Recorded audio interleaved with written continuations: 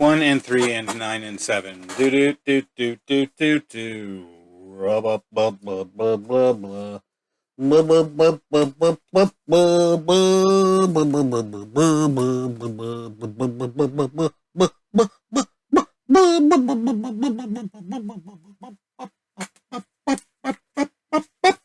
Each minute is worse than the last, and life is a living nightmare. Hi.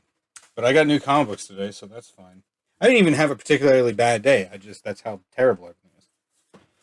All right, picks of the week. Okay, first up we got Vanish #1 from the good people at Image Comics. Yep. 30-year anniversary, and they're celebrating it with one of the hotter creative teams of the last couple of years. Writer Donnie Cates and artist Ryan Stegman, who did a very, very well-received run on Venom for Marvel Comics. And possibly the only Donnie Cates book I have not bought every issue of. I actually really liked Venom. I was buying it at first. And that was a character that I've not ever really given much of a care about. Although there was a good chunk of time, late aughts, early teens, where I did really like the book. But it was completely different, The thumbnail is Venom is the product of the alien symbiote costume that Spider-Man got during the Secret Wars in 1984. And then it was a big deal that he had changed his costume to this very black with a white stripe affair. And everybody lost their fucking minds. And then come to find out that the costume was trying to take him over. And so his rejection of the costume escaped. It met Eddie Brock, who was a rival photographer for another newspaper, who also hated Peter Parker. And so the symbiote and he got together and called themselves an institute. And that's more or less been it. And then, so he was a very big villain. This isn't all in the late 80s. Very big villain for Spider-Man.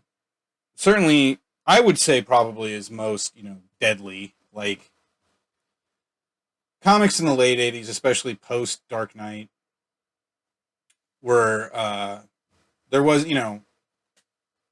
there were fewer holds barred.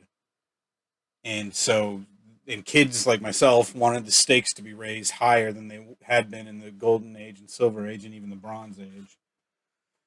Because now we're deep in the Copper Age, as they call it now, which I guess the 90s is more the Mylar Age. There's more of a Mylar bubble there from 91 to 95. Anyway. And then eventually, though, that got untenable, and Venom was so popular that they kind of changed his alignment somewhat so that he was more of a good guy. Chaotic good, as the D&D nerds say. And, it got boring. I got bored with the character by the time I was, 12. But then, in this run I was talking about the late aughts, early teens, for a while there, Flash Thompson had become Venom. Flash Thompson had been Peter Parker's high school rival, who also ironically worshipped Spider-Man. Flash joined the army after high school, and originally in the comics, he fought in Vietnam, but the way Marvel time works, I think that got retconned to Afghanistan. But regardless, he had his legs blown off. And the Venom suit was at this point under the auspices of S.H.I.E.L.D., I want to say. Some sort of government program. And so he became Agent Venom. Flash Thompson and the Venom symbiote. And there was something with the symbiote, like, because, Venom as he's normally depicted, I don't know if you can see that from here, but he's very toothy. Long tongue, and it's it's like an evil looking Spider-Man. But when Flash Thompson was Venom, and Flash Thompson is now anti-Venom, I'll let you fill in the blanks there. Flash Thompson was Venom, it was much more controlled, like it just looked like a normal costume like it had when Peter Parker first wore it. And then he was Agent Venom, I believe for S.H.I.E.L.D., and then he joined the Guardians of the Galaxy briefly, so he was Space Venom for a minute. And then he came back to Earth and he taught high school gym in Philadelphia and accidentally infected one of his teenage students. Get your mind out of the gutter. And so she's the most recent. I want to say her name is Manic. There's a fucking million symbiotes at this point. When Venom blew up, and then Carnage was the next symbiote character, and then he blew up, and so they were like, well, we're going to keep making these stupid symbiote characters until you stop buying them, which took about 20 minutes. But there's there's a ton of them. This is all to say, by the time Donny Cates got a hold of the book, I believe Eddie Brock had been back as Venom. I honestly couldn't tell you, though. Yeah, I think that was it. Mike Costa took the book over after Cullen Bunn, I think, was the last one to do the Flash Thompson Venom. And that was the thing, is that Flash's symbiote reproduced and somehow Manic was born. And then I think at that point, Flash didn't want to be Venom anymore. And now he's anti-Venom, which is honestly a character I don't read that many Spider-Man books anymore. I haven't since Brand New Day, as I've gone on and on and on and on and on. But I think even before then, Spectacular Spider-Man when Sal Buscema was drawing it, and Web of Spider-Man when Alex Saviuk was drawing it. Those are the only Spider books I ever really cared about. Until they made Friendly Neighborhood Spider-Man by Peter David, and then they tanked that for fucking Brand New Day. So there's I have a lot of gaps in my Spider-Man knowledge. Although I definitely know more than your average jerk on the street. I'm an above average jerk, if anything. So when Donny Cates and Ryan Stegman started doing Venom, it was Eddie Brock again. He went to San Francisco, which I believe was probably a concession to the movie that nobody likes. And there we were introduced to his estranged father and his his young brother who's only like 8 or 9, and then come to find out it's actually Flash's son, or not Flash's son, Eddie's son. So it was getting. I've always I like that sort of thing in fiction, fathers and sons sorts of drama, and it was good. It was just like one of those things that I had to drop a bunch of books. I think this was around when I quit working at the comic shop in San Diego, and then start paying for my comic books like a chump until I got this job. But it was a huge deal, and they had the big, Donny Cates had been around for 7 or 8 years, I want to say, and I've been buying everything he had been doing up until that point. And he'd had I want to say he had some pretty major success with his indie books, but when Venom blew up for Marvel, that established him in the hearts and minds of fandom, to his dismay, I'm sure.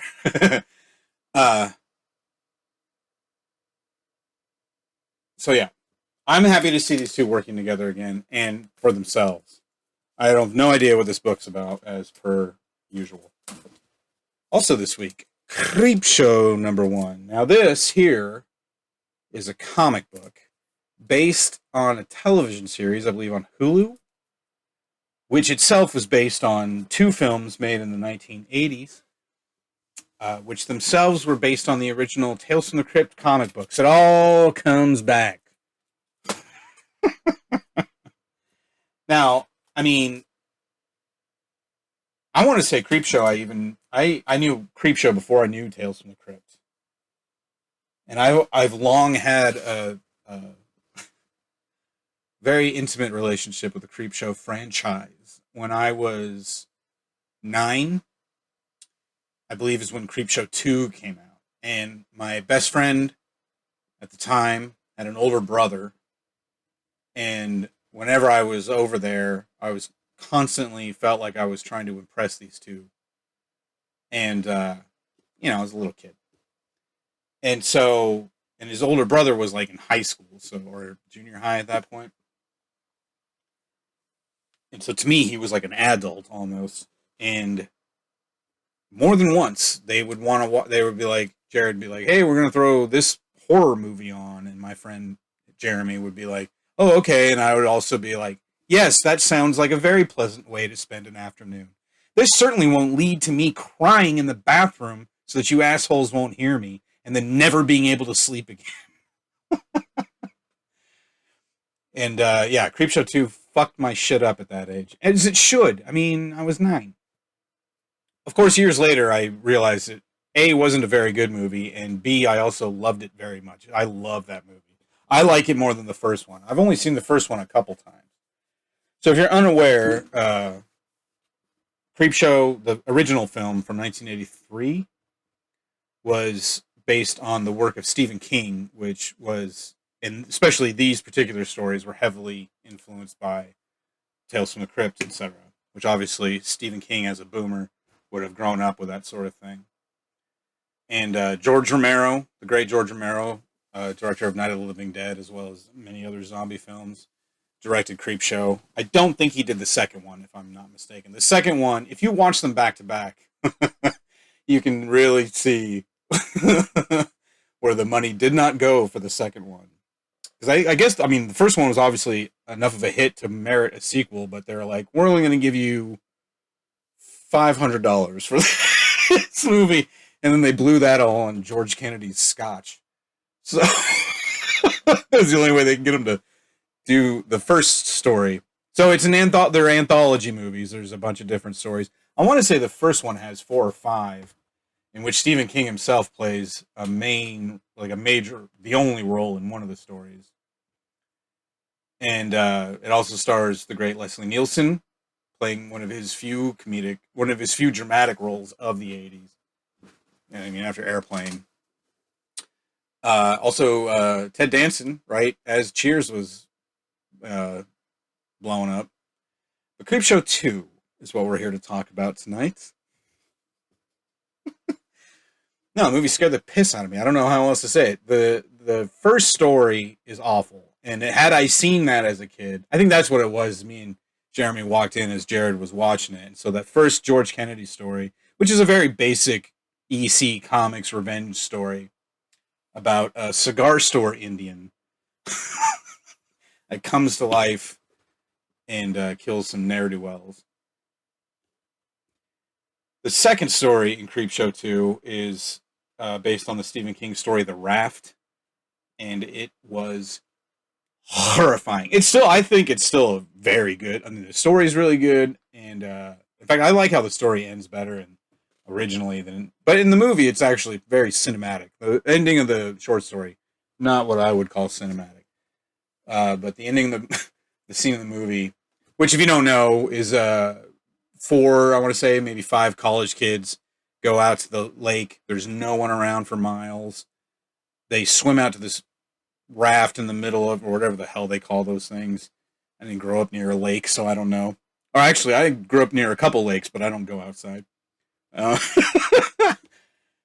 The monster is this weird oil slick looking thing that's just on the surface of the lake, but it eats them one by one. Horrifying to a 9-year-old boy, especially at that age. When kids or teenagers, which I hated teenagers, I don't know why I felt this way, but kids or teenagers would die in a movie, I'd be because they were closer to my age. It wasn't long before when teenagers died in a movie, I would applaud, and that lasts to this day. And then the third story in Creepshow 2, the third and final story, is the famous Hitchhiker story. I don't know how famous it is. Again, another revenge tale, though, where a lady, a not very nice lady, runs over a hitchhiker and then takes off, and then she's followed by his corpse, or, it's implied that it's like, oh, it's her guilty conscience or whatever, but then it very quickly becomes, that's the analogy, I guess. And that was okay, now that I'm remembering it, I walked in at the end of the second story when the fucking thing does this thing over the last kid, and I can feel, I would get tingles in my legs, my thighs, and like under my butt cheeks, and I would go, well, so long, sleep. I'm only 9, but insomnia is already a problem, and this is not going to help. And then the final story I watched in its entirety, and I did a lot of this. Oh boy, that guy's still alive, huh? Wow, he's not gonna die. He's really gonna. There's a lot of nervous laughter, and yeah, it scared the shit out of me. The other scariest movie I'd ever seen at the time, Maximum Overdrive, also by Stephen King.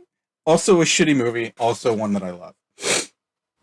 So, I haven't watched the show yet. I probably won't. Although I have been watching a lot more TV lately, which, boy, would 30-year-old me look down his nose at me now, but fuck that asshole, frankly. He's the one who got me into this mess. And then also this week, I got the Frank Miller Presents Ashcan edition, #1. Second print, I want to make clear. Here we go with this story. Well, I don't have to get into the whole thing. What am I going? Who gives a shit? I got laundry to put in the dryer, but anyway. Frank Miller is a brilliant artist and a pretty good writer, and one of my favorite comic book creators since I'm a kid. I don't want to get into the whole thing because I'm sure I've done that already anyway. But he his first big deal was he took over Daredevil in the late '70s and made that a huge hit. And then he went over to DC. He was lured over to DC with the promise of creative control for another ninja book or samurai book, I guess in this case, called Ronin, which they published, and it was a prestige format, which was a new thing back then. And they let him keep it, which was unheard of. But he was such a rock star at the time that it was fine. And then they gave him Batman, and then then he really blew up. He did The Dark Knight Returns, and then he did Year One, and those two stories are still being mined for other media to this day. The first Batman Begins movie borrows liberally from Year One, obviously, and so on. And then he created, in the late 80s, early 90s, Sin City, which was made into a couple movies that don't hold up too good. He also briefly flirted with post 9/11 conservatism, leading to his pitch for Batman versus Al Qaeda, which ended up, and DC said, you can leave now. And then he made it anyway, called Holy Terror or Holy War, one of those. I gotta say though, I haven't really looked into it because I just wanted to be able to enjoy the guy's work, which was difficult enough about 10, 15 years ago. I'm pretty sure he's had, I'd be very surprised if he was like liberal now, but, and that was the thing too, was after, when he was being vocally and really shitty, like asshole-ish about his newfound right-wingism, a lot of people were like, that's not newfound. He's always kind of been like that. You know, fandom at large didn't know that, but I remember like Gary Groth was like, did you not read Dark Knight Returns? And it's true, if you go back and read that, the subtext is there. He's definitely anti-crime and anti-criminal, and you can interpret that any which way you'd like. I'm not calling Frank a racist. I am saying that racists enjoy I don't even know if that's true. All right, so that's the basic thumbnail of Frank Miller. Revered writer and artist in comic bookdom. Very difficult period to enjoy his work for a minute there, but that seems to have gone by the boards by this point. And I don't know. This is all pure speculation on my part. I think Frank was like, he just couldn't be a Trump guy. He's one of those very few conservative or Republican types who were like, you know what? Maybe I'll just stay here to right of center, if you don't mind. Regardless, he was never so much of a piece of shit that I couldn't read his stuff. In fact, I'm trying to think. Well, I mean, like, I don't watch Dennis Miller anymore, and I loved him just as much as I loved Frank Miller. No relation, by the way. So now we're in the year 2022, and Frank Miller has finally begun his own comic book company. And honestly, I'm a little surprised this is just now happening. I guess not really. Because, like I say, he was such a big deal that he didn't need to do any of the fucking, he didn't need to be in the rear with the gear. He was out there doing the stuff. Let the publishers worry about all the other headaches. I guess he's not so shy about that anymore. I mean, I would imagine that even if he's not as big a prick as he used to be, that he's probably burned a lot of bridges in this industry by now, and or just doesn't want to deal with other people. Maybe they burned bridges with him. Here I go, Miller apologist. Um, so he's begun this new comic book company called, wait for it, Frank Miller Press. I love Frank Miller, but this is the logo. It's a fucking fedora. Edit that part out. I don't want people knowing I read comics that have a fedora on them. This is his signature fedora. Okay, so this is an Ashcan, which, if you're unfamiliar, is basically just a test pressing. I don't know that this is an Ashcan, because Ashcans used to be much smaller. They would just like, oh, and a little mock-up to see what it looks like, and then those became collectible. And then they started making them to sell, and now they're just making them comic book size. And also, they're only, like, the first press was so low run that even though it had $1 cover price, like, we were selling them for 25 or 50, I don't remember, because you couldn't get your hands on that many. They were very hard to get a hold of. But with the second printing, they're like, it's just $1. So I bought one. So this is a company that he also started with Dan Didio, who was the publisher at DC Comics for a big chunk of the 2000s, the aughts, I want to say, into the teens. Yeah, I think Didio was editor or publisher, what have you, editor in chief up until the New 52 around then, and then Jim Lee kind of took over. And then they were like co-chair or whatever the hell. And then eventually Didio bailed. Oh, Didio didn't, actually, that's right, Didio didn't leave till 2020.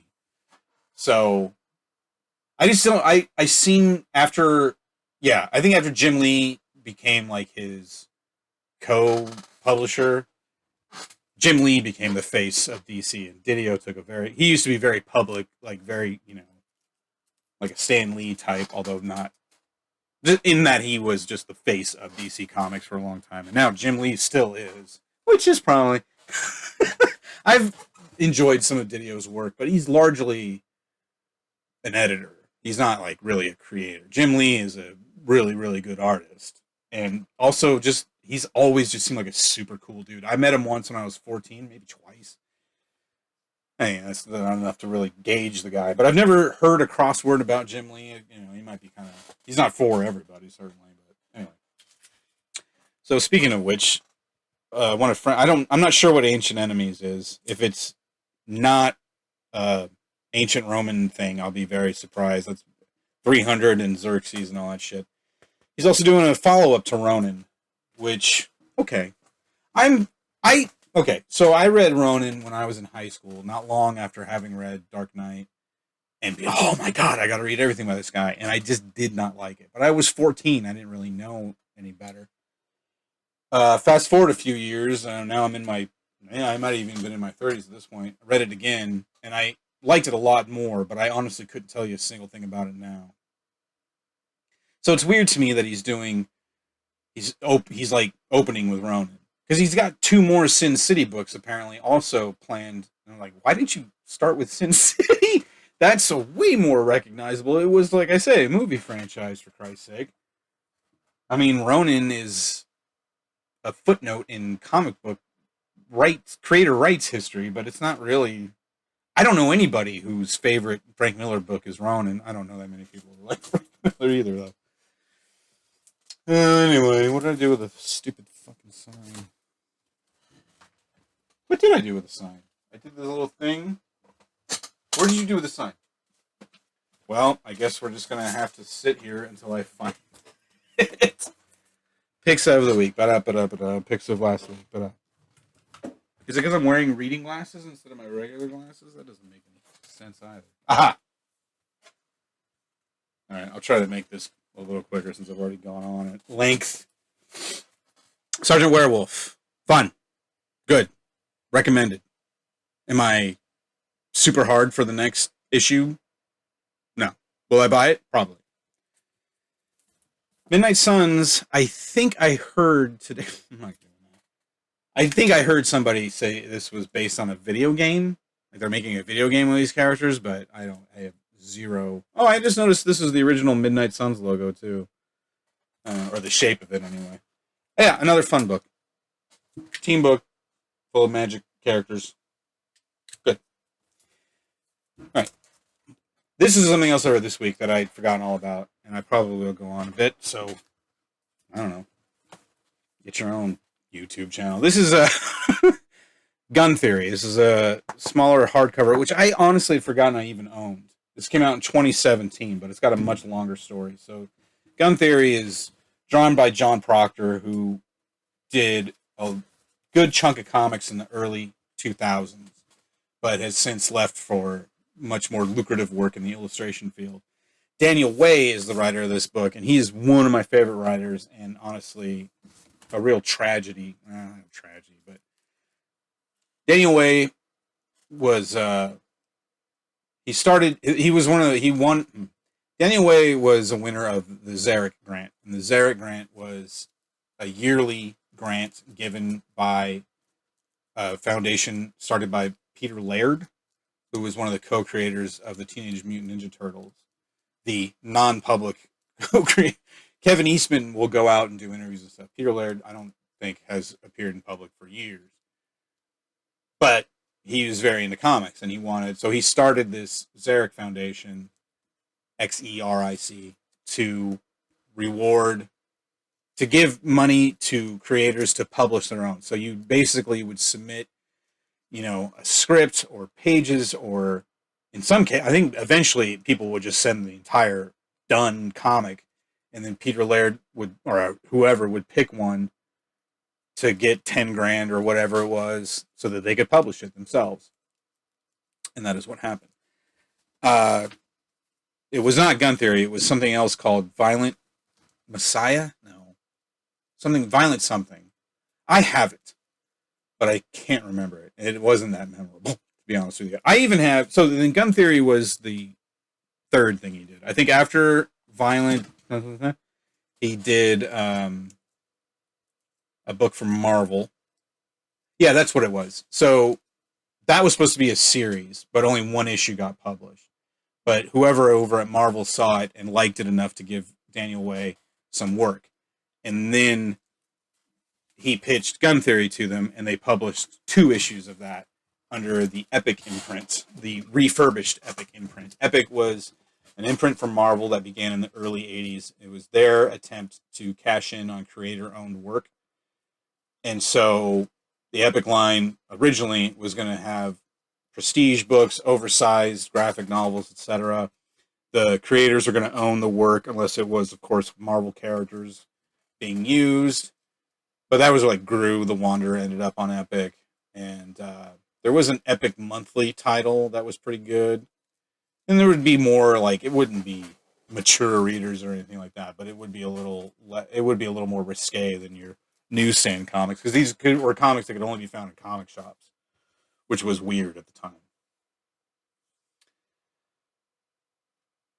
That went by the boards, I think, not long into the 90s. In fact, I think for a while there, Gru was the only title that Epic was publishing at the end, and then they went, pfft. And then there'd been a couple attempts. Oh, that's right. In fact, there's a book that we have at the shop, this is in the early 2000s when the industry was really at its nadir, and they were trying to get Epic going again. And it was the same sort of deal. It was creator-owned stuff, but then there was also it was also supposed to be a showcase for like new talent. So there's an issue called Epic Presents, I think it's just called, but it features Sleepwalker. Sleepwalker's name was one of the characters no one gave a shit about 10 years previous even. And then a couple other stories, and all by creators that I've never heard from since. But that book itself is worth like $100 because at this time they were just doing super low print runs of everything. So the first 2 issues of Gun Theory came out on that Epic, but then it went tits up. And then Daniel Way ended up being kind of a name over at Marvel. He wrote, the first thing I read, and I mentioned before, is a book called Bullseye Greatest Hits. And then he did Deadpool for a long time. He did Thunderbolts for a while. He created the character Hitmonkey, which they made a show out of. I also just learned this week. He did a few issues of Hit Girl, which is the character spinoff from Kick-Ass, which you might be familiar with. And those might be the only, I have to get those now, but those are like the only Daniel Way books I don't have, because in the mid to late aughts he was like my favorite writer. And then in 2012, I want to say, they started a Kickstarter to get this like the finished product out there. So this is the entire story, and I immediately sent them money, and then it didn't go. So I got that money back, or they never charged me. You know how Kickstarter works. But despite that, Dark Horse Comics decided they were going to publish this, and so they did in 2017. And I just read it this week. It's really fun. It's really good stuff. It's very early for both these guys, which I don't say as a criticism, but like, don't expect it to be. And it's very reminiscent. I didn't really notice this when I got my hands on the first two that got published. Very much. I don't know if you've ever read any of Lawrence Block's fiction, crime fiction. He's got a few characters, but one of his, I would Matthew Scudder, the detective Matthew Scudder, is probably his biggest creation, which I think has had like TV shows made about him and stuff. But he has another character named Keller, I want to say, who is a hitman. And so I think that was originally that character appeared in short stories that he would write for Playboy in the 70s, maybe the early 80s. And then they collected them. There's two collections that I'm aware of. There's Hitman and Hit List. There might be more since then, but yeah, I like Lawrence Block a lot, and I like Hitman stories a lot. And this is very much that. This is where you have Harvey as your hitman here, and he's a killer, and that's just kind of what he does. And as he moves through, the day, other shit happens that he has to contend with, but it all kind of works out because he just shoots whoever the fuck he feels like. He does catch feelings for a second, that does throw a spanner into the works, but only for a minute. But yeah, it's really good, and it made me realize, like, oh, that's right, I love Daniel Way. I should go back and read, because all his Marvel stuff's on the app and everything like that. But and this is a really nice looking book. It's a little smaller than your average comic, and the art is still really good, and I really enjoy. Proctor didn't do a whole lot, like I said. He jumped ship as soon as he could get a better job. But anyway, that's been Wednesday I'm in Love, starring me. Goodbye.